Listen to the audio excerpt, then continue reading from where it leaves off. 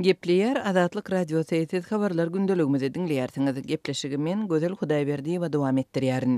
Adatlyk radiosynyň habarçylarynyň söýlerine görä Aşgabatyň ýaşaýjylary suw üçin tölek tölemekde täze kynçylyklary duçar bolupdyr. Bu gede karşılanan suw ölçejileri öz öýlerinde 2016-njy ýylda oturdan ýaşaýjylardan gurallaryny gaýtadan barlatmak talap edilýär. Ýatlatsak Türkmenistanyň ýolbaşçylarynyň suw, gaz we tok muhçylygyny ýatyrmak barada 2018-nji ýylyň gözünde glan eden kararyna laýyklykda ýurdun ilaty ulanýan serişdeleri üçin tölegleri hataplayıcı gurallaryň esasynda tölemäge borçly edildi.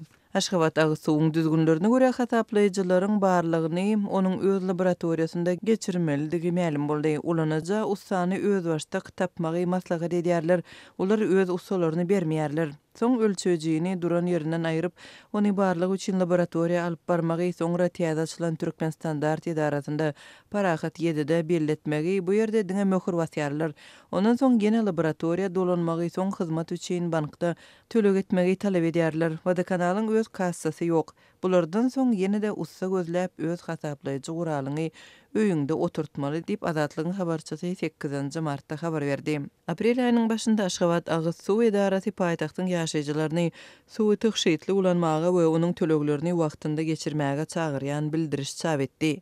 Adatlygyň habarçylarynyň söýlerine görä, şu gün suw ölçejileri barlatmagyň çylşyrymly düzgünlerinden daşary onuň mali çykdyjy hem bar.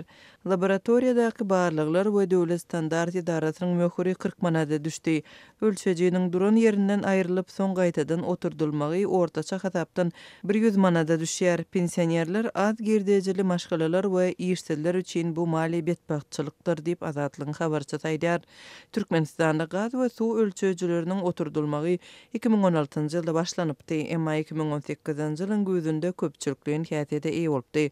Gurallary ýaşaýyş çaýlarynda gurdurmak işi şäher we oba häkimetleriň gözegçiliginde ýaşaýjylaryň hasabyna amala asyryldy. Soňky aýlarda bu hojalyk işlerine gözegçilige käbir halatlarda polisiýa hem gatnaşdy.